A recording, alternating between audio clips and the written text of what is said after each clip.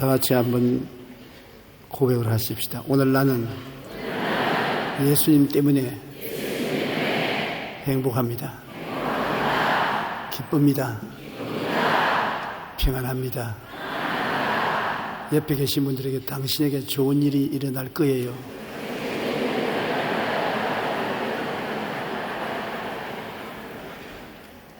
보라, 장차 한 왕이 공유로 통치할 것이요 사랑하는 자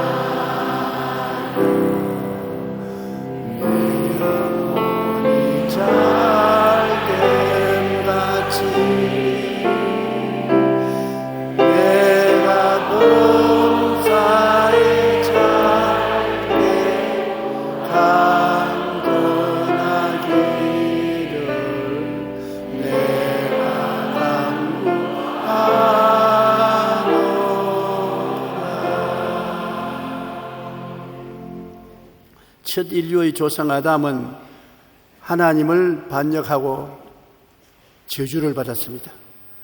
그 후손들은 자자손손이 아담의 저주 안에서 살아오고 있습니다. 그런데 이제 둘째 인류의 조상 예수님은 하나님께 절대 헌신하고 충성하고 복종하고 믿음으로 그를 믿는 자마다 구원을 받게 하셨습니다. 이사야 32장 1절로 2절에 예언은 읽는 자나 듣는 자에게 감탄과 감격을 주지 않을 수 없습니다.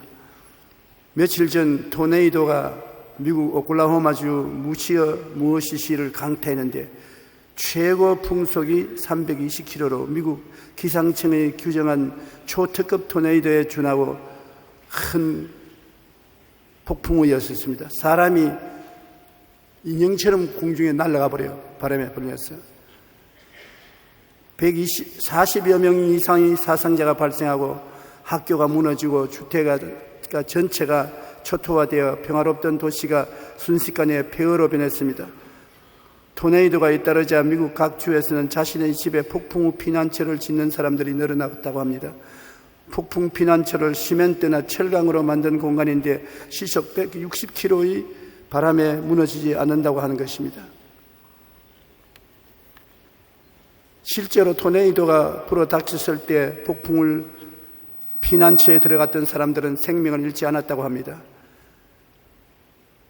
이 세상을 살아가는 동안 우리의 삶에도 눈에 안 보이는 여러 가지 광풍이 불어닥칩니다. 여러분은 삶에 광풍이 불어닥칠 때 폭풍을 피할 수 있는 피난처를 가지고 있나요? 예수님이 바로 우리의 피난처가 된다고 성경은 말씀하고 있는 것입니다. 그는 우리의 피난처가 된다고 말씀하십니다. 피난처에 들어가지 못하면 엄청난 상처를 입게 되는 것입니다. 그러므로 이 땅에 사는 동안에 우리는 폭풍우가 반드시 다가온다는 것을 알고 있어야 되고 그 폭풍우를 피할 수 있는 피난처를 마음에 꼭 가지고 있어야 하는 것입니다. 사람들은 이 광풍을 피할 곳을 찾고 있죠. 그 사람은 광풍을 피하는 곳이라고 해서 우리가 찾는 피난처는 바로 예수님을 말씀하는 것입니다. 자연 속에서 불어닥치는 광풍은 울창한 수목도 모두 뿌리채 넘어뜨리고 집을 무너뜨리고 지나가는 마다 전쟁터를 방불하게 만드는 것입니다. 인간은 죄악의 광풍을 만나 한평생 절망 속에 살아가는 사람이 많습니다. 모든 사람이 죄를 범하였음에 하나님의 영광에 이르지 못한다고 말씀한 처럼 죄악이 광풍이 되어서 휘몰아치면은 개인도 가정도 사회도 국가도 휘청거립니다. 피투성이가 되는 것입니다. 성경에는 의인은 없나니 하나도 없다고 했으므로 이 광풍이 우리에게 많은 고통을 줄 것입니다. 그러나 인류의 광풍을 대신 짊어지고 십자가에 매달리신 예수님을 한번 바라보십시오. 얼마나 심한 광풍을 우리 대신 당한 것을 우리가 볼 수 있습니다. 그러나 하나님께서 얼굴을 돌이키시고 그의 부르짖음에 귀를 기울이지 않았습니다. 폭풍 만난 그는 십자가에서 하나님이 어찌하여 나를 버리셨나이까 고함을 쳤는데도 하늘에서 아무 대답이 없었습니다. 그는 세상의 모든 광풍을, 죄악을 대신 짊어지고 십자가에 올라가서 고난당할 때 하나님께서 그 부르짖음에 대답하지 않았습니다. 제자들도 다 도망을 쳤어요. 3년 반 동안 같이 먹고 같이 자고 같이 일해온 12제자가 예수님 십자가에 못 박힐 때 다 버리고 도망쳤습니다. 수제자인 베드로는 모른다고 예수님을 부인하기를 3번 거듭했습니다. 사람들도 믿을 수 없다는 것을 볼 수 있잖아요. 내가 좋고 잘 나갈 때는 친구도 많고 친척도 다 자주 찾아오지만은 내가 어렵게 되고 고통스럽게 되면 친구도 떠나고 친척도 떠나고 외롭게 될 때가 한두 번이 아닌 것입니다. 예수님은 자기를 따르던 제자들이 다 자기를 버리고 떠났습니다. 그리고 얼굴은 너무 맞아서 사람이 쳐다보아서 예수님 줄 알아볼 수 없을 정도로 부었습니다. 온몸에 옷은 걸치지 않고 빨가벗겨서 생살에 대못을 박아서 나무에 매달아 놓았었습니다. 그리고 원수들과 군중들은 정죄의 목소리로 아기와 같이 고함쳤습니다. 저를 죽여라, 죽여라, 죽여라. 네가 하나님의 아들이거든 십자가에서 내려오라. 그렇게 고함쳤습니다. 지나가는 자들은 자기 머리를 흔들며 예수를 모욕하여 이르되 성전을 헐고 사흘에 짓는 자여 내가 만일 하나님의 아들이여든 자기를 구원하고 십자가에서 내려오라. 이것이 바로 죄악의 삶의 광풍입니다. 이런 광풍을 예수님께서는 십자가에서 고스란히 당했던 것입니다. 예수님은 우리 삶의 광풍을 온몸으로 막아서 우리에게 피난처가 되어 주셨습니다. 오늘날에 예수님께서 광풍을 만난 사람이 그 품에 뛰어들어오면 밀어내지 않습니다. 시편 91편 2절로 6절에 있는 말씀과 같이 나는 야훼를 향하여 말하기를 그는 나의 피난처요 나의 요새요 내가 의리하는 하나님이라 하리니 이는 그가 너를 새 사냥꾼의 올무에서와 심한 점점에서 건지실 것이미로다. 그가 너를 그의 깃으로 덮으시리니 내가 그의 날개 아래 피하리로다. 그의 진실함은 방패와 손방패가 되나니 너는 밤에 찾아오는 공포와 낮에 날아드는 화살과 어두울 때 퍼지는 전염병과 밝을 때 다가오는 재앙을 두려워하지 아니하리로다. 여러분, 매일같이 말을 해야 되는 것입니다. 우리가 주님이 얼마나 놀랍고 훌륭한 피난처가 되더라도 입을 딱 다물고 있으면 우리에게 효과가 없어요. 마음에 믿은 바를 입술로 고백을 해야 되는 것입니다. 야훼를 향하여 말하기를 야훼는 나의 피난처요 나의 요새요 나의 의리하는 하나님이 된다. 그러면 그 말한 대로 되는 것입니다. 말을 안 하고 입을 딱 다물고 그냥 쳐다보고 있으면 주님이 우리 피난처가 될 수가 없습니다. 한번 따라 말씀했어요. 그는 나의 피난처요 나의 요새요 내가 의리하는 하나님이라 하리니. 그렇게 말을 하면 그때부터 예수님은 새 사냥꾼의 올무에서 극한 연병에서 건지시고 그의 날개로 여러분을 덮어서 안전하게 만들어 주시는 것입니다. 예수님은 우리 삶의 광풍을 온몸으로 막으신 우리의 피난처이시지만 여러분이 그를 인정해 드려야 우리 가운데 역사하는 것입니다. 우리가 구원을 받는 것도 그렇지 않습니까? 예수님께서 우리 위해서 십자가에 못 박혀 몸짓고 피 흘려 우리 죄를 사하고 우리를 구원하신 것을 바라보고 믿어도 실제 효과는 없습니다. 입으로 고백을 해야 되는 것입니다. 주는 그리스도시요 살아계신 하나님의 아들이시니이다. 나의 구주가 되십니다. 말로써 시인하면 예수님은 그대로 여러분에게 구주가 되어 주시는 것입니다. 나치 독일의 감옥에서 참으로 견디기 어려운 고통과 싸우던 고리텐붐 여사는 감옥 속에서 이런 놀라운 고백을 했습니다.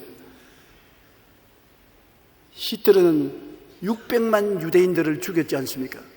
근데 고리텐붐도 유대인 중에 한 사람인데 그런 감옥에 잡혀서 고통을 당했습니다. 그때 그가 말하기를 만일 우리가 이 세상을 바라보면 절망할 것이다. 만일 우리가 우리 내면을 바라보면 낙담할 것이다. 하지만 예수님을 바라보면 우리는 안식을 누릴 수가 있다. 주위 환경은 히틀러가 최고의 권력을 누릴 때 온 크리스찬이나 유대인들은 다 잡아서 죽였습니다. 세상을 바라보면 절망이죠. 자기 속을 바라보면 너무나 허망합니다. 도울 자 없고 외롭고 고독합니다. 그때는 누구를 바라봐야 되냐? 예수님을 바라봐야 되는 것입니다. 그리고 예수님이 나의 희망 되심을 고백해야 되는 것입니다. 삶의 광풍 속에서 우리는 예수님을 바라보고 예수님이 나의 피난처라고 말하면 마음속에 안식이 다가오는 것입니다. 예수님이 여러분에게 찾아와서 안식을 주시는 것입니다. 그러므로 오늘날 이 세상에 아무리 고통스럽고 괴로울지라도 주는 나의 피난처가 되신다는 것을 생각하고 입으로 시인하는 여러분 되시기를 주의 이름으로 축원합니다. 예수님이 피난처가 되시면 환난을 아무리 당해도 망하지 않습니다. 우리는 빨리 그리스도의 품속에 안겨야 되는데 사람들이 어떻게 안기느냐고 자꾸 묻습니다. 예수님이 나의 피난처라고 입으로 고백하면 안기는 것이니 보고 믿고 말하면 된다. 예수님이 나의 피난처라는 것을 마음속에 상상으로 보고 그 다음에는 그가 피난처인 것을 믿고 그 다음 내가 말하면 놀랍게 여러분 그리스도 안에 피할 수 있게 되는 것입니다. 그러므로 모든 하나님의 은혜는 먼저 마음속에 분명히 보아야 되는 것입니다. 그리고 그것을 믿어야 되고 그것을 입으로 고백하면 현실적으로 여러분의 것이 되는 것입니다. 둘째로 이 예수님은 폭우를 가리우는 곳이 될 것이라고 말하는 것입니다. 폭우는 쏟아지는 비 아닙니까? 지구 여러 곳에 폭우가 쏟아져 도시가 물에 잠기고 산업시설이 떠내려가고 농토가 매몰되고 폭우를 당한 사람들이 망연자실한 모습을 우리는 뉴스를 통해서 종종 봅니다. 재난의 폭우를 당한 성경적인 상황에는 노아의 홍수가 있죠. 노아 시대에 사람들이 너무나 범죄함으로 말미암아 하나님이 사람 지은 것을 후회하시고 노아 한 식구 8식구는 의롭게 살았으므로 그들을 구원하기 위해서 방주를 준비하라고 하시고 40주 40야 비가 쏟아지게 하니 온 땅이 물에 잠기고 생명이 있는 것이 다 죽은 사건이 있습니다. 노아의 홍수인 것입니다. 그리고 욥의 시험을 보면 우스 땅에 욥은 온전하고 정직하여 하나님을 경외하며 악에서 떠난 자였더라. 그러나 사탄은 의로운 욥을 정죄했고 욥은 아들 7명과 딸 3명을 잃었고 모든 재산 다 잃었습니다. 큰 폭풍입니다. 인생 폭풍 후에 이런 고난이 있을 수가 있습니까? 하루아침에 아들 7, 딸 3을 다 잃어버린 것입니다. 그 다음 또 보면 소돔과 고모라의 유황불 폭우를 볼 수 있는 것입니다. 야훼께서 하늘 곧 야훼께로부터 유황과 불을 소돔과 고모라에 비같이 내리사 그 성들과 온 들과 성에 거주하는 모든 백성과 땅에 난 것을 다 엎어 멸하셨더라. 소돔과 고모라가 타락하고 우상 숭배에 열중하고 하나님을 떠나 여러 번 경고를 해도 경고를 듣지 아니했습니다. 그러니까 하나님께서 불을 폭우와 같이 퍼부어서 그 성을 멸하고 말한 것입니다. 위에서 폭우가 시들어졌다 넘치게 나왔던 것은 하나님이 심판한 것을 말하는 것입니다. 광풍은 지구로 불어오는 바람이지만은 위에서 쏟아지는 것은 하나님께서 쏟아지게 만들으시니까 하나님의 심판을 말하는 것입니다. 인생 고난의 억센 폭우를 누가 막아주겠습니까? 하나님이 심판하신 것을 누가 대신 막아주겠습니까? 폭우는 하나님의 심판을 뜻하는데 예수님의 십자가는 폭우를 가리우는 피난처가 되는 것입니다. 예수님 위에 하나님 심판이 쏟아졌어요. 폭우가 쏟아졌어요. 예수님께서 6시간 동안 매달려 있는데 그 고통과 괴로움은 말로 다 할 수 없었습니다. 하나님이 우리를 대신해서 매달린 예수님에게 폭우가 쏟아지듯이 심판의 불을 쏟았은 것입니다. 마지막에 주님께서 내가 다 이루었다 하실 때 하나님이 인류를 심판해야 될 그 모든 진노가 다 끝이 난 것입니다. 요한복음 3장 16절로 17절에 하나님이 세상을 이처럼 사랑하사 독생자를 주셨으니 이는 그를 믿는 자마다 멸망하지 않고 영생을 얻게 하려 하심이라. 하나님이 그 아들을 세상에 보내신 것은 세상을 심판하려 하심이 아니요 그로 말미암아 세상이 구원을 받게 하려 하심이라. 예수님이 세상에 온 것은 하나님이 얼마나 사람들을 사랑했기에 아들을 통해서 우리를 구원하기 위해서 모두 다 예수님을 심판하고 말한 것입니다. 그 아들이 전부 하나님의 진노를 맡아서 심판을 받고 우리는 예수를 통해서 심판에서 노연하고 구원을 받도록 그렇게 만들어 주신 것입니다. 예수님이 우리 대신해서 고난받았기 때문에 오늘날 우리는 예수님께 나가면 꼭 두 가지가 있습니다. 해방과 자유. 예수님은 우리의 해방과 자유를 위해서 이 땅에 오셨고 해방과 자유를 주기 위해서 십자가에 못 박혀서 고난당하신 것입니다. 그러므로 예수님이 계신 곳에는 해방과 자유가 있습니다. 예수님은 우리를 구원하기 위한 해방자요 자유를 주는 자인 것입니다. 예수님은 마귀의 정사와 권세가 다 허무너지고 많은 우리를 해방시키는 것입니다. 마귀에게 잡힌 사슬에서 해방을 주시고 그 다음에는 자유를 주신 것입니다. 용서의 자유, 거룩함의 자유, 치료의 자유, 축복의 자유, 영생복락의 자유를 주시는 것입니다.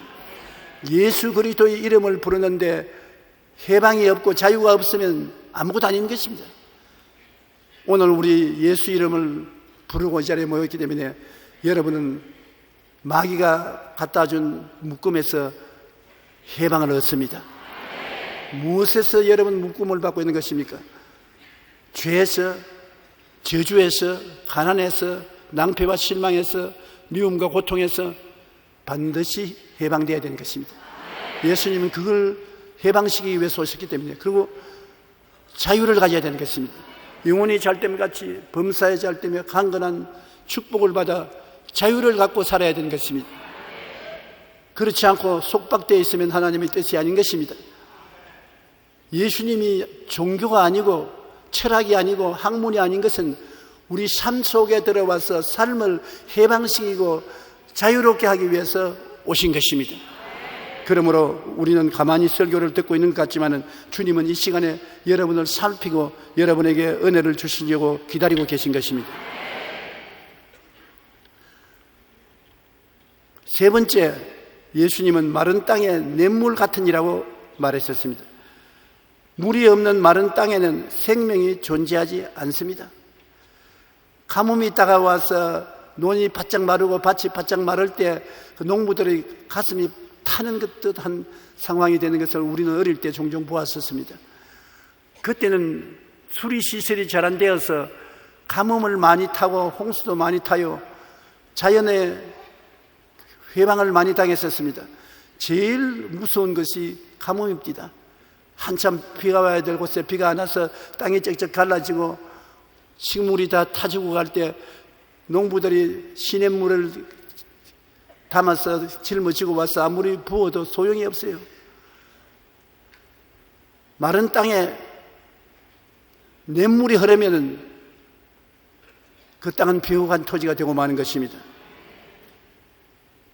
그러나 아무런 옥토라도 물이 없으면 사막이 되는 것입니다. 우리의 가슴이 메마른 땅과 같이 되고 생명이 없어지면 사는 것이 기가 막히게 고통스럽습니다. 우리의 마음에 샘물 같은 하나님의 사랑이 넘쳐 흘러가면 얼마나 행복하겠습니까?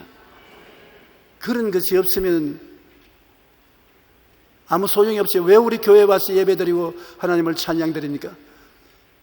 내 속에 그리스도의 생명이 들어와서 샘물이 솟아오르고 강물이 흘러나가서 내 생활뿐 아니라 내 주위에 있는 사람들이 생명수를 받아 변화받게 되게 하기 위해서 우리가 예배드리고 있는 것입니다. 누구든지 목마른 자는 내게로 와서 마셔라. 너희 뱃속에서 생수의 강이 흘러나리라. 여러분의 뱃속에서 생수의 강이 흘러내린다. 믿음, 소망, 사랑, 의, 평강, 희락, 이런 것이 흘러나오는 것입니다. 이것을 여러분 입으로 시인해 보십시오. 내 속에 생수의 강이 들어와서 흘러나간다. 말을 해야 됩니다. 내 속으로 나를 볼 때 내 속에 주님이 생수의 강을 만들어 주시고 강이 흘러나가는 것을 상상해 보고 믿고, 그리고 내 속에서 생수의 강이 흘러내립니다. 오늘 또 내가 직장에 가면 직장 동료들에게 생수의 강이 흘러나갑니다. 우리 집에 들어가면 집안 식구들에게 생수의 강이 흘러나갑니다. 말하면 그때부터 역사가 일어나는 것입니다. 진짜 생수의 강이 흘러나가서 믿음이 흘러나가고 소망, 사랑, 의, 평강, 희락이 넘쳐나가는 것입니다. 신앙하는 사람들 속에 이러한 실제적인 역사가 일어나야 신앙을 증명할 수 있는 것입니다. 옛날부터 인류 문명은 강을 끼고 일어났습니다. 강이 흐르면 인류 문명이 발생해요. 인류 4대 문명 발상지는 황하유역의 황하문명, 인더스강 유역의 인더스 문명, 나일강 유역의 이집트 문명, 티그리스 유프라데스강 유역의 메소포타미아 문명, 이 4대 문명이 강을 끼고 생겨난 것입니다. 서울도 한강이 있기 때문에 서울이 이렇게 번창한 것입니다. 강물이 없으면 어떠한 문명도 일어나지 않아요. 창세기 2장 10절로 14절에 강이 에덴에서 흘러나와 동산을 적시고 거기서부터 갈라져 네 근원이 되었으니 첫째 이름은 비손이라 금이 있는 하윌라 온 땅을 둘렀으며 둘째 강의 이름은 기온이라 구스 온 땅을 둘렀고 셋째 강의 이름은 헷데겔이라 아소로 동쪽으로 흘렀으며 넷째 강은 유라데라 하더라. 강이 흐르는 곳에는 농사가 잘 되고 생활이 부유해지고 문명이 발전하는 것입니다. 여러분, 우리 인생도 마찬가지인 것입니다. 우리의 마음이 황폐해지고 절망할 때 예수님은 냇물같이 우리를 복대하시는 것입니다. 예수님을 찾아오면은 여러분 속에서 강물이 흐르기 시작하는 것입니다. 나는 예수를 여태까지 믿고 열심히 교회에 나와도 강물이 흐르지 않던데요. 열심히 나올 때나 방학을 하고 안 나올 때나 똑같은데요. 그것은 내가 없는 것은 믿지 아니하며 믿음으로 또 못 받는 것은 잘못 구함이라 했는데 강물을 예수님께서 주신다는 것을 들었었으면 마음속에 반드시 꿈을 꾸어야 되는 것입니다. 여러분, 우리 예수 믿는 사람이 상상력을 동원해서 내 마음속에 없는 것을 있는 것 같이 바라보지 아니하면 하나님의 역사를 체험할 수가 없습니다. 없는 것을 있는 것 같이 바라보는 것은 굉장히 중요합니다. 그렇기 때문에 아브라함도 기도할 때 천막 밑에서 자꾸 기도하니까 눈에 아무것도 안 보이지 않습니까? 주님이 천막에서 나와서 하늘에 별들을 쳐다보고 헤아리고 너 자손이 별들처럼 많을 것이라고 꿈꾸면서 기도하라고 그렇게 가르쳐 주신 것입니다. 하나님 가나안 땅을 내게 주시옵소서 주시옵소서 그런다고 주신 것이 아니라 아브라함하고 이리 나오너라, 높은 언덕에 올라가거라, 그리고 동서남북을 바라보라, 내 눈에 보이는 그 땅을 내가 너와 너 자신에게 주리니 영원하리라. 보여야 돼요. 좋은 옷 한 벌을 사입고 싶은 거울 앞에서 좋은 옷을 입고 자기를 보는 그것을 상상해 봐야 되는 것입니다. 그러고 난 다음 믿어야 돼요. 없는 것을 있는 것 같이 생각하고 믿어야 돼요. 그리고 입으로 말합니다. 이 옷은 내 옷이다. 이 물건은 내 것이다. 이 은혜는 하나님이 내게 주신 것이다. 입술로 고백하면 그때야 하나님의 역사가 일어나기 시작하는 것입니다. 그러므로 여러분, 황폐한 마음을 그대로 가지고 있으면 절망할 수밖에 없습니다. 여러분이 가슴 속에 생수의 강이 넘쳐 흘러서 가는 곳마다 사람들을 살리고 즐겁게 해주는 모습을 상상하십시오. 그리고 그것이 그렇게 된다고 믿고 입으로 시인하면 기적이 일어나는 것입니다.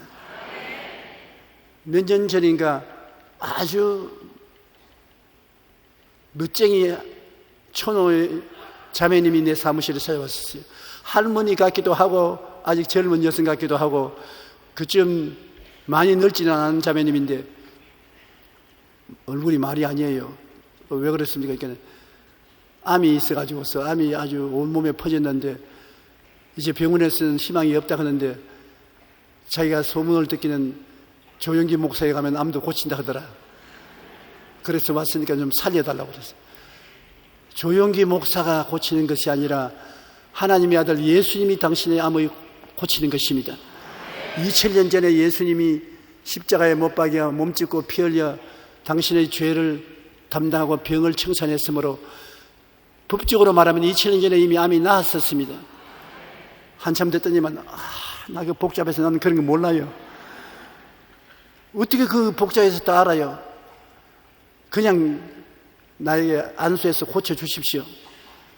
나는 그냥은 아무리 기도해도 안 됩니다. 협조를 얻어야 되겠는데 그러면 이렇게 해 주십시오. 당신 젊었을 때 좋은 옷 입고 모자 탁 쓰고 하던 그런 사진 있지요? 있다고. 그것을 여러 장 만들어 가지고서 현관에다 붙여놓고 부엌에도 붙여놓고 화장실에도 붙여놓고 침대방에도 붙여놓고 어디를 보다 멋있는 당신 모습이 보이도록 하십시오.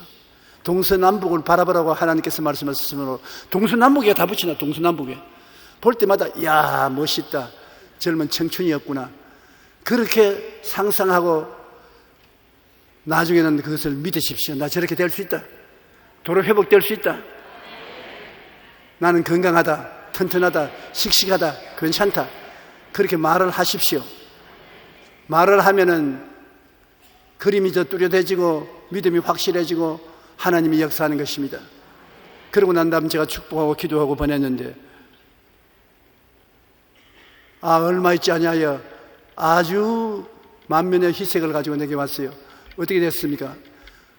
신체 검사를 가니까 암이 많이 사라지고 조금 남았다 그럽니다. 그럼 계속 그렇게 하세요. 계속 그렇게 하면 나을 겁니다. 그런데 한동안 아무 연락이 없어요. 그러다가 세월이 지나고 난 다음에 찾아와서 고맙다고 인사하러 왔습니다. 아플 때는 종종 찾아와도 나으면 안 찾아와요. 그래서 바라봄의 법칙에 대한 소중함을 제가 다시 한번 하나님 앞에 깨달았는데, 우리들의 마음이 황폐해지고 절망할 때 예수님은 냇물같이 우리를 복되게 하심으로 예수를 마음속에 모시고 여러분 냇물이 가슴속에 흘러 넘치는 것을 상상하고 믿고 고백하십시오. 그러면 실제로 냇물이 넘쳐나게 되는 것입니다. 이사야 58장 10절로 11절 보면 줄인 자에게 내 심정이 동하며 괴로워하는 자의 심정을 만족해 하면 내 빛이 흑암 중에서 떠올라 내 어두움이 낮과 같이 될 것이며 야훼가 너를 항상 인도하여 메마른 곳에도 내 영혼을 만족해 하며 내 뼈를 견고케 하리니 너는 물된 동산 같겠고 물이 끊어지지 아니하는 샘 같을 것이라. 물된 동산 같. 여러분 마음이 물된 동산같이 하나님의 은총이 넘쳐나면 여러분의 삶이 행복하지 않을 수 없는 것입니다. 강이 흐르면 문명이 발달되는 것처럼 여러분 생수가 흐르나면 여러분의 생활이 행복과 평안과 기쁨으로 넘쳐나게 되는 것입니다. 마음이 중심이 잡혀야지. 마음이 중심이 잡히지 않고 공허하면 참 불행합니다.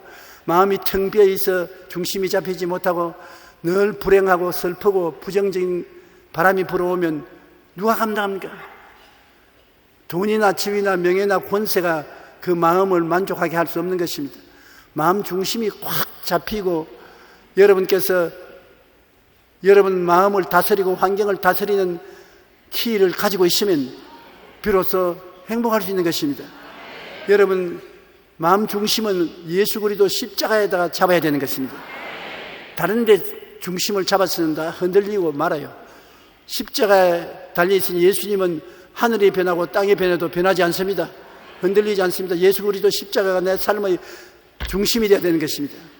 그러고 난 다음에 여러분 환경을 다스리는 것은 여러분이 다스리는 것입니다. 따라 말씀해서 바라보고 믿고 말하면 다스려진다. 그래서 여러분 예수님을 중심으로 서서 마음을 다스리면 평안과 기쁨과 행복을 유지할 수가 있는 것입니다. 제가 50년을 목회하면서 수많은 성도들을 세계적으로 돌봐드렸는데 가장 안타까운 것은 교회를 나오면서도 하나님의 약속의 말씀을 누리지 못한다는 것입니다. 구경은 하고 입맛은 다시는데 누리지 못합니다. 왜 누리지 못하느냐? 방법을 몰라서 그런 것입니다. 언제나 없는 것을 있는 것 같이 바라볼 수 있어야 되는 것입니다. 적은 것이나 큰 것이나 바라봄의 법칙이란 참 놀라운 것입니다. 그리고 그 바라보면 믿게 돼요. 아무 목적이 없으면 믿음이 안 생기는 것입니다. 바라보게 되면 믿음이 생기고, 믿음이 생기면 그 다음에는 믿음대로 될지어다 입술로 고백하게 되고, 입술의 고백을 계속 하십시오. 한두 번 하고 뒤로 물러가면 안 되는 것입니다. 계속 입술의 고백을 하면 그 말이 나가서 성령의 손에 잡혀서 사용되게 되고 기적이 일어나게 되는 것입니다. 어제도 외국에서 목회자 한 사람이 저를 찾아와서, 그는 저희 책을 많이 읽으면서 은혜를 많이 받았는데 자기도 똑같은 은사를 받고 싶은데 어떻게 하면 되겠냐고. 자기도 내 책을 읽고 성경을 보니까 땅이 공허하고 혼돈하며 흑암이 깊은 무에 있는데 하나님의 신은 수준에 운행하시더라. 하나님이 빛이 있으라니 빛이 있고, 이런 일이 성경에는 기록되어 있어도 실제로 우리에게 일어날 수 있습니까? 그래서 내가 당신 가슴이 공허하고 혼돈하며 흑암이 깊은 무에 있을 때가 있지요. 글쎄요, 아직까지 살면서 마누라하고 한 번도 안 싸웠어요? 뭐 싸울 때도 있죠.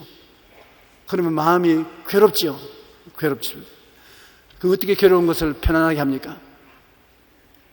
안 편해지던데요. 기도를 해도 안 되던데요. 그런 것이 실제로 적은 것이라도 생활에 이루어져야 당신의 신앙이 자라고 기쁨이 자라는 것입니다. 공허하고 혼돈하며 흑암이 깊은 무에 있을 때 성령이 운행을 하고 계셔도 아무 일도 안 일어났었습니다. 하나님이 새로운 세계를 만들기 위해서 꿈꾸시고 믿으시고 입술로 말하심에 성령이 역사하셨습니다. 여러분 생애 속에 성령이 운행하고 계십니다. 성령이 결코 여러분 떠나지 아니하고 주님 오시는 그날까지 여러분과 함께 계신 것입니다. 지금 성령이 운행하고 계세요. 성령은 푸뉴마토스, 공기, 바람과 같은 단어인 것입니다. 바람과 같이 계시기 때문에 바람을 여러분 늘 느낍니까? 자기도 모르는 사이에 숨을 쉬잖아요. 자기도 모르는 사이에 성령께서 여러분 속에 영적 호흡을 하고 있는 것입니다.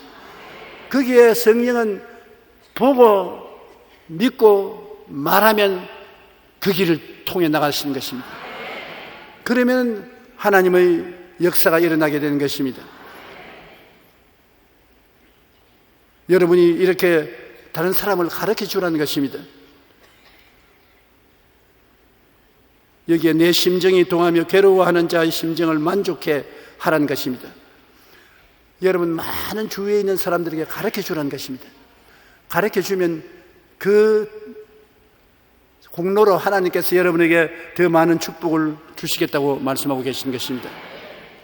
주님의 대속의 은혜는 생명강과 같은 것입니다. 주님이 십자가에서 여러분을 위해서 대속한 것을 마음속에 늘 바라보십시오. 십자가를 통해서 죄가 용서함 받았죠. 죄를 다 대속해 주셨죠. 허물을 다 대속해 주셨죠. 그 다음에 질병과 연약을 다 대신 맡아주셨죠. 그 다음 저주와 가난도 예수님이 다 맡아주셨죠. 그 다음 죽음과 멸망도 예수님이 맡아주셨죠. 그 대속의 은총을 가만히 생각하면 여러분에게 하나님이 허락하신 은혜가 보통 많은 것이 아닙니다. 반드시 대속의 은총을 바라보고 내 영혼이 잘됨같이 범사에 잘되며 강건하게 만들어주신 예수님을 감탄하고 감사하고 찬송해야 될 것입니다. 기독교 신앙이란 십자가 중심의 신앙이 되어야 되는 것입니다. 십자가에서 오중복음을 주님께서 우리에게 주신 것을 반드시 기억하고 그것을 자꾸 생각해 봐야 되는 것입니다. 나는 용서받은 의인이 되었다. 나는 거룩하고 성령 충만하게 되었다. 나는 치료받고 건강하게 되었다. 나는 아브라함의 축복과 형통을 받게 되었다. 나는 부활 영생 천국인이 되었다. 이것을 노래처럼 늘 말씀을 하십시오. 그것을 바라보고 믿고 입술로 그것을 시인하면 영혼이 잘됨 같이 범사의 잘됨에 강건한 역사가 여러분 생활 속에 늘 넘쳐나게 되는 것입니다. 요한복음 4장 14절에 보면 내가 주는 물을 마시는 자는 영원히 목마르지 아니하리니 내가 주는 물은 그 속에서 영생하도록 솟아나는 샘물이 되리라. 한번 주님께서 생수의 강을 흐르게 하시면 영원토록 흐른다는 것입니다. 그러므로 낙심하지 말고 주님의 물을 마시고 하나님께 감사하며 영원히 솟아나는 샘물을 이웃과 나누기를 바랍니다. 요한복음 7장 37절로 38절에 예수께서 서서 외쳐 이르시되 누구든지 남녀노소 빈부귀천 누구든지 목마르거든 내게로 와서 마셔라. 나를 믿는 자는 성경의 이름같이 그 배에서 생수의 강이 흘러내리라. 여러분 가만히 기도하고 신앙생활을 해볼 때 기쁨도 머릿속에서 기쁘다고 생각하는 것은 잠시 때가 지나가 버리고 마는 것입니다. 가슴의 기쁨은 좀 울렁울렁 하다가 말아요. 계속되는 기쁨은 뱃속에서 기쁨이 넘쳐나와야 되는 것입니다. 뱃속에서 기쁨이 넘쳐나오고 평안도 머릿속에 생각하는 상상적 평안이 있고 가슴을 뜨겁게 하는 평안이 있지만 오래 안 갑니다. 그러나 뱃속에서 평안이 넘쳐나면 이는 오래 가는 것입니다. 여러분 휘어지 않는 것입니다. 믿음, 소망, 사랑이 뱃속에서 넘쳐나게 되는 것인데 왜 그러냐? 성령께서 여러분 뱃속에서 역사하고 계시기 때문인 것입니다. 성령께서 여러분에게 와 계셔도 뱃속에서 생수의 강을 넘치게 하는 성령님을 알고 성령님과 함께 역사하면 놀라운 기적이 일어나게 되는 것입니다. 그리고 성경은 말하기를 네 번째 곤비한 땅에 큰 바위 그늘 같은 예수님이라는 것입니다. 광풍을 피하는 곳이 되고 폭우를 가리우는 것이 되고 마른 땅에 냇물 같은 분이 되고 곤비한 땅에 바위 그늘 같이 된다. 이건 예수님이 실제로 그런 분이라는 것을 우리에게 말씀해 주는 것입니다. 학문이 아니고 종교의식이 아니고 실제로 우리 생활 속에 그런 역사를 일으키겠다는 것입니다. 광풍을 피하는 자가 실제로 되고 실제로 폭우를 가려 주시고 실제로 마른 땅에 냇물이 되시고 그 다음에는 곤비한 땅에 바위 그늘이 되시는 것입니다. 거센 사막 바람이 불어 닥치고 강한 햇빛이 내리 쬐는 황무지에 길을 잃은 나그네를 생각해 보십시오. 기가 막히지 않습니까? 그대로 방황하면 목말라 죽게 되는 것입니다. 그런데 사막 바람에 햇빛을 가려주는 큰 바위는 삶의 은혜인 것입니다. 광막한 광야에 나무는 한 그루도 없습니다. 풀도 없습니다. 그게 건너가다가 길을 잃어버리고 목마르고 지쳐버리면 그대로 죽습니다. 그런데 거기에 오래 피할 곳은 큰 바위입니다. 바위 그늘 밑에 들어가면 햇빛이 사라지고 시원한 저녁이 올 때까지 피할 수가 있는 것입니다. 사람은 수많은 사람들과 함께 살면서 지극히 고독하고 소외된 심정으로 마음이 곤비한 사람이 많습니다. 사람들이 많다고 해서 언제나 외롭지 않은 것은 아닌 것입니다. 사람들은 대개 다 어느 한 부분에서 굉장히 외로워요. 아침에 남편도 있고 아내도 있고 자식들도 있는데 외롭냐? 외롭습니다. 사람들은 한평생을 같이 살아도 완전히 속을 이해할 수 없습니다. 남편도 아내의 심정을 이해하지 못해요. 아내도 남편의 심정을 이해하지 못해요. 부모도 자식의 또 부모의 심정을 이해하지 못해요.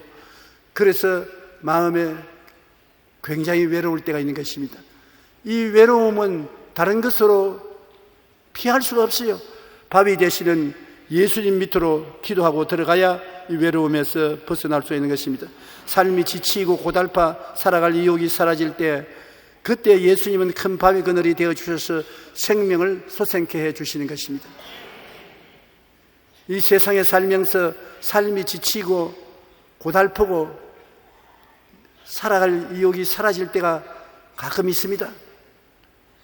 그때 예수님이 여러분 뱃속에 들어오셔서 여러분 속에 넘치는 성령의 생수가 되어주시면 얼마나 좋습니까?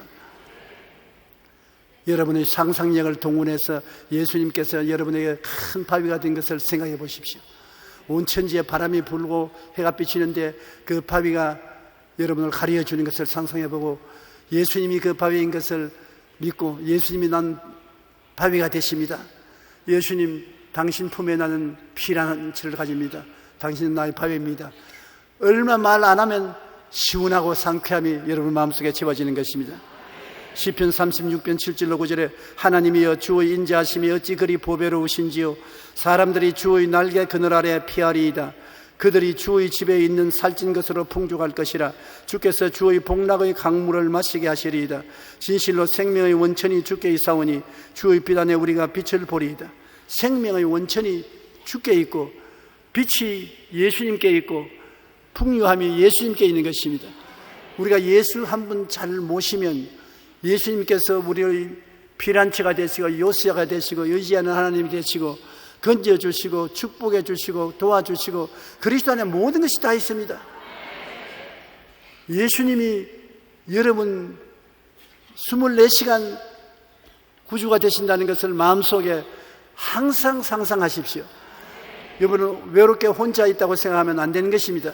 예수님은 여러분을 외롭게 혼자 둔 적이 없습니다. 항상 여러분과 같이 계십니다. 그리고 예수 그리스도는 어제나 오늘이나 영원토록 동일하십니다. 옛날에 역사하던 예수님은 오늘날도 그대로 역사하셔 계시는 것입니다. 예수님은 우리에게 해방과 자유를 주시기 위해서 와 계시기 때문에 해방과 자유를 요구하면 주님께서 허락하여 주시는 것입니다. 이사야 40장 31절에 오직 야훼를 앙망하는 자는 새 힘을 얻으리니 독수리가 날개치며 올라감 같을 것이요 다른 바퀴라 해도 곤비치 아니하고 걸어가도 피곤치 아니하리로다. 이 성경 말씀이 보면 마음에 굉장히 감동을 주지 않습니까? 저도 옛날에 신학교 졸업하고 젊은 전도사 시절에 이 말씀을 전도하면서도 내 속으로 그림의 떡이지 뭐 체험할 수 있냐. 저도 아주 좋은 말씀인 줄 알면서도 내게 그림의 떡이에요. 그러나 세월을 흘러가면서 하나님이 아브라함, 이삭, 야곱과 사랑하는 자녀들에게 하나님의 말씀을 실제 누릴 수 있게 먹고 입고 마실 수 있는 복음으로 소유할 수 있도록 도와주는 것을 보고 깨달았습니다. 그것이 긍정적이고 적극적이고 창조적이고 생산적인 마음의 자세를 가지는 것이 십자가를 통해서 긍정적인 자세를 마음에 확고히 가져야 되는 것입니다. 그러고 난 다음 두드러진 것이 상상하는 것, 꿈꾸는 것입니다. 상상하고 꿈꾸어 보는 것, 이것은 정말로 놀라운 것입니다. 똑같은 사람이 같이 지나면서 한 사람은 상상하고 꿈꾸고 다른 사람은 상상하지 않고 꿈꾸지 않으면 몇 년 이내에 그들의 생활은 완전히 달라져 버리고 마는 것입니다. 여러분 앉아서 시간이 있으면 성경 말씀을 읽고 좋은 말씀을 상상하고 꿈꾸십시오. 그러면 믿게 되고 말하면 정말로 기적이 일어나는 것입니다. 오늘 나는 여러분에게 예수님이 생수의 근원 되신 것을 꼭 상상하고 믿고 말을 하시기 바랍니다. 그러면 믿음, 소망, 사랑, 의, 평강, 희락이 여러분의 삶 속에 실제로 생겨나게 될 것입니다. 이사야 41장 10절에 두려워하지 말라 내가 너와 함께함이라. 함께하는지 내가 어떻게 알아요? 상상 속에서 아는 것입니다. 예수님이 함께 있다. 예수님이 나와 함께 이 자리에 계신다. 주님 함께 계시니 감사합니다. 우리 뒤에 권사님들 만난 것이 아니라 예수님이 여기 함께 계십니다. 그렇게 상상하고 믿고 주님 나와 같이 계시니 감사합니다. 함께 가십시다. 함께 일하십시다. 그러면 희한한 일이 일어난다고 주님이 역사하기 시작하기 때문에 그렇습니다. 놀라지 말라 나는 내 하나님이 됨이라. 내가 너를 굳세게 하리라. 참으로 너를 도와주리라. 참으로 나의 의로운 오른손으로 너를 붙들리라. 하나님이 우리를 사랑하는 사랑은 열렬합니다. 우리를 도와주고 싶은 마음이 뜨겁습니다. 근데 우리가 하나님을 잘 이해를 못해요. 그래서 하나님과 손을 잡지를 못하는 것이 큰 우리의 잘못인 것입니다. 두려워하지 말라. 내가 너와 함께한다. 놀라지 말라. 나는 내 하나님이 된다. 얼마나 긍정적입니까? 함께하고 나는 너희 하나님이 되고 내가 너를 굳세게 만들어주고 도와주고 붙들어 줄 테니 나를 앙망하라. 어떻게 앙망할까요? 내가 같이 있다는 것을 꿈꾸고 바라보고 믿고 같이 있다고 말을 하라. 주님이 나와 함께 계십니다. 나의 주가 되십니다. 주님께서 나에게 은혜를 주십니다. 믿습니다. 그렇게 하면 주님이 그렇게 해 주시겠다는 것입니다. 광풍이 안 닥칠 사람 아무도 없어요. 우리 살아가는 동안에 크고 작은 광풍이 거의 반드시 다가온다고 해도 거짓이 아닌 것입니다. 그러나 광풍을 피할 곳은 예수님이 되시고, 예수님 안에 어떻게 피하는지 그 방법은 여러분이 오늘 배워서 알게 되고, 그러므로 저는 광풍을 피하는 것, 그다음 폭우를 가리우는 것, 하나님이 우리 잘못을 참다가 못해서 심판하실 때, 심판의 폭우가 쏟아질 때 예수님이 우리 대신하여 폭우를 가리워 주시고, 마른 땅 같은 인생을 살 때 메마르고 슬프고 고통스러울 때 시냇물같이, 마른 땅에 시냇물 같은 것도 예수님이 그렇게 되시고, 그 다음에 곤비한 땅에 피곤하고 지치고 곤비하여 쓰러질 때 예수님은 큰 바위 그늘이 되어서 우리를 덮어주신다.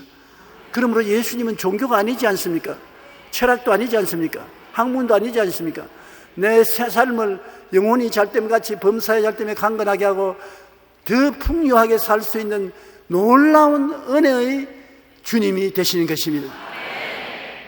그러므로 이 예수님을 여러분 성경 말씀대로 상상하고, 그가 나의 피난처가 되시고 요새가 되시고 의리하는 하나님 되시고 나에게 만세반석이 되시고 냇물이 되시고 기쁨이 되신 예수님을 마음속에 상상을 늘 하고, 그리고 믿고 찬송하고 주님을 입술로 시인하면 여러분의 삶은 오늘 이 시간보다도 넘치게 변화가 다가오는 기적이 일어나게 될 것입니다. 광풍이 불어 닥칩니다. 죄악의 광풍이 옵니다. 마귀가 사악한 광풍으로 욥의 삶을 파멸시킨 듯이 여러분의 삶을 파멸시키려고 다가옵니다. 거기에다가 하나님의 심판이 폭우처럼 쏟아집니다. 홍수의 난리가 납니다. 마른 땅에 냇물이 흘러 옥토 같은 내 마음이 황무지가 됩니다. 세상에 곤비하여 비틀거리며 쓰러집니다. 햇빛과 사막을 막아줄 자가 있겠습니까? 나는 어디에 가야 되는 것입니까? 우리에게 이런 고난에 건져주시는 예수님을 구주로 모시고 사는 것이 얼마나 축복되는 것입니까? 그리고 그 건지시는 그리스도를 이웃에 전도하면 여러분이 전도자가 되는 것입니다. 사람 숫자 채우려고 전도하는 것은 아닙니다. 생명을 얻되 넘치게 얻게 하려고 전도하는 것입니다. 살게 만들어주기 위해서 전도하는 것이죠.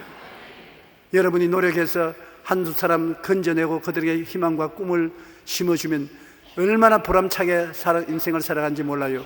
예수님을 믿으면 성령이 오셔서 반드시 여러분에게 꿈과 환상을 주시고 예수님은 자유와 해방을 주시는 것입니다. 특별히 은사받은 것이 그런 게 아닙니다. 예수를 믿으면 그 예수가 우리 속에 들어와서 자유와 해방이 되는 것입니다. 병에서 자유와 해방, 가난에서 자유와 해방, 고통에서 자유와 해방 반드시 주십니다. 그것을 여러분이 이웃하고 나누고 가르쳐 주어 자유와 해방을 얻은 모습을 상상하고 꿈꾸고 믿고 같이 말하고 기도하고 찬미하면 하나님의 역사가 일어나서 변화를 받죠.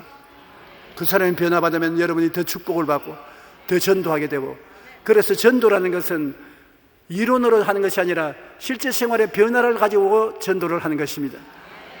그러면 여러분 한 사람 한 사람이 온 동리를 바꾸고 도시를 바꾸고 세계를 바꾸는 역사를 이행할 수가 있는 것입니다. 오늘 주님께서 이 자리에 계셔서 여러분에게 큰 은혜가 되기를 기다리고 있는 것입니다. 주님께서 여러분에게 뭐라고 말씀하시겠습니까? 이 시간에 나를 주로 인정하라. 내가 너를 돕는다는 것을 시인하라. 내가 너를 위해서 일해주마. 예수님은 놀러 오지 않았었습니다. 여러분과 나를 건지기 위해서 오신 것입니다. 그러므로 한시도 쉬지 않고 여러분과 나를 건져주시기를 원하시는 것입니다. 죄에서 건져주시고 허물에서 건져주시고 질병에서 건져주시고 저주와 가난에서 건져주시고 사망과 음부에서 건져주시고, 실제로 이 일이 이루어지는 건 여러분이 꿈꾸고 믿고 입술로 고백하면 주님이 손을 잡고서 역사하게 하는 것입니다. 그래서 여러분은 건짐을 받고 축복을 받고 성의의 삶을 사는 것입니다. 그리스도께서 우리로 자유케 하려고 자유를 주신 즉 믿음의 구석에 서서 다시는 종의 멍에를 매지 마라. 다시는 종의 멍에를 매지 말고 하나님의 은혜를 잔뜩 입고서 살게 되시기를 바랍니다.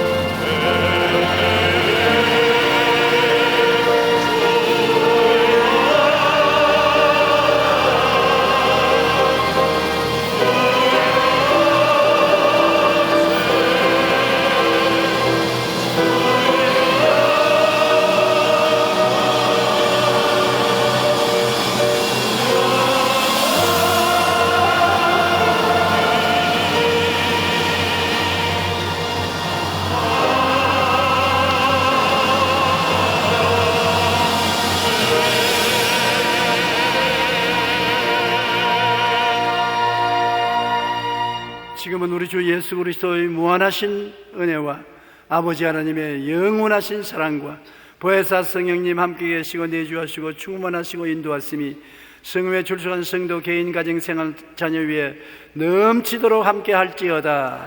아멘.